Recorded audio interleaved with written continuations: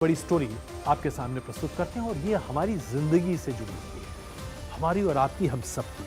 और इसके लिए हमें बहुत चिंतित होना पड़ेगा। दो तस्वीरें अभी आपके सामने मैं स्क्रीन पर दिखाने जा रहा हूं। एक तरफ आप देखेंगे जबरदस्त बर्फबारी हो रही है और दूसरी तरफ सूखी घास या फिर हल्की फुल्की बर्फ। पहली तस्वीर देखकर आपको लगेगा कि यूरोप का कोई देश है या फिर कोई पहाड़ी इलाका, और दूसरी तस्वीर आपको किसी गर्म प्रदेश की याद दिलाएगा।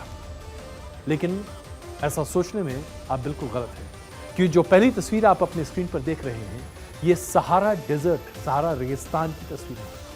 सहारा रेगिस्तान में बर्फ पड़ रही है साहब, जहां पर तापमान 55-56 डिग्री सेल्सियस होता है, वहां बर्फ पड़ रही है। और ये जो सुखाड़ प्राप्त इलाका जहां पर आपको बर्फ दिखाई नहीं दे रही, ये यूरोप के एल्प्स माउंटेन है, जहां पर स्कीइंग के लिए दुनिया भर से लोग आते हैं, लेकिन आज वहां बर्फ गायब है, कहीं पर भी बर्फ नहीं है। और ये पूरी दुनिया के लिए बहुत चिंता का सबब है। कुछ और तस्वीरें अब आपको हम दिखाते हैं।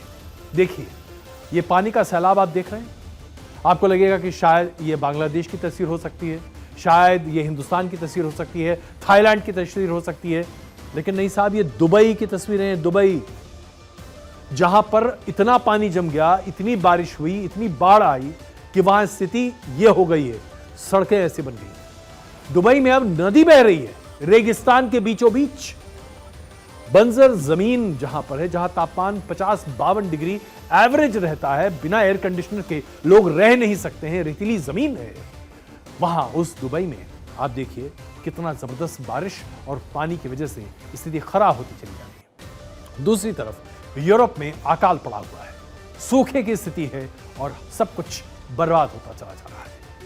इसे हम कहते हैं क्लाइमेट चेंज, और यह बड़े पैमाने पर पूरी दुनिया भर में हो रहा है। इसका बहुत बड़ा प्रकोप आज हम सब के ऊपर भी है।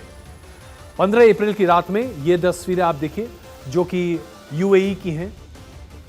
तूफान जैसे हालात यहां पर बने और ऐसा लगा जैसे कि भूचाल आ गया।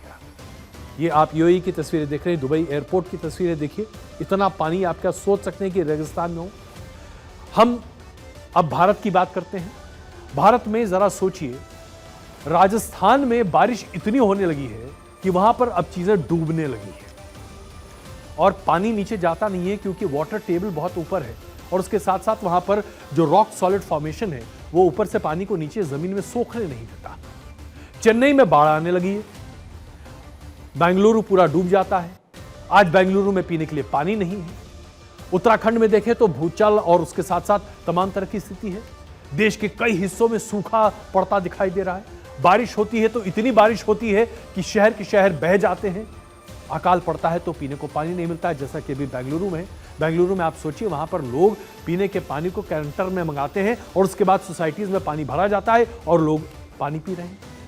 ये सब कुछ क्लाइमेट चेंज, ग्लोबल वार्मिंग की वजह से हो रहा है।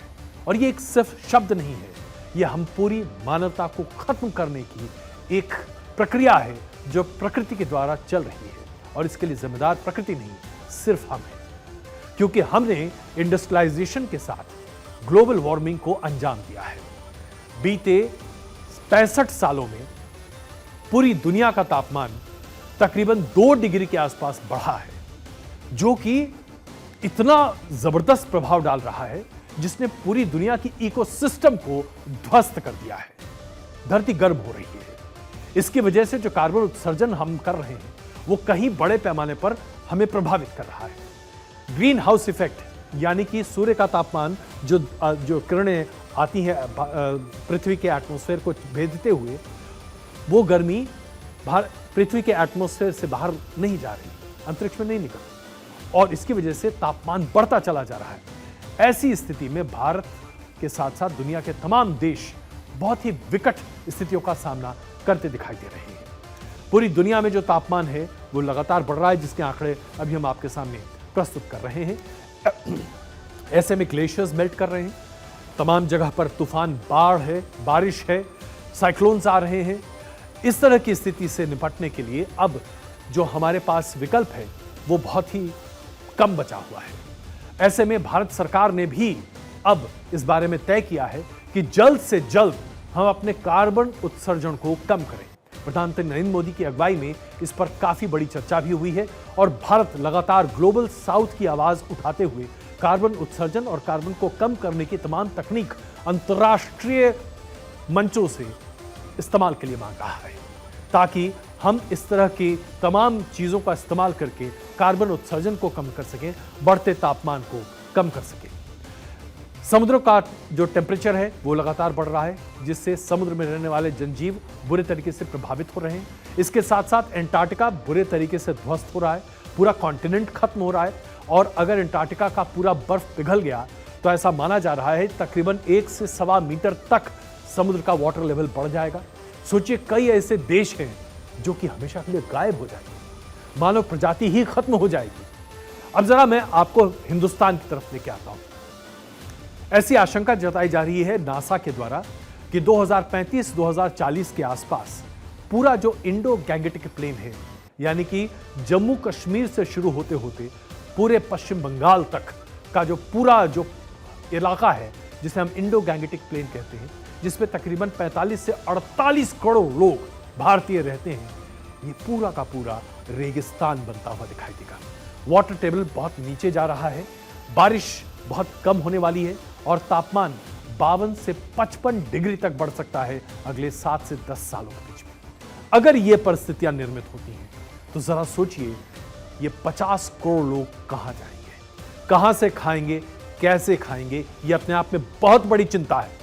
दूसरी तरफ रेगिस्तान में बारिश हो रही है, राजस्थान में बारिश हो रही है और वहां पर पूरा क्लाइमेट चेंज का असर दिखाई दे रहा है। पूरे दक्षिण भारत में क्लाइमेट चेंज का असर दिख रहा है और ये पूरा इंडो गैंगेटिक प्लेन ध्वस्त हो रहा है।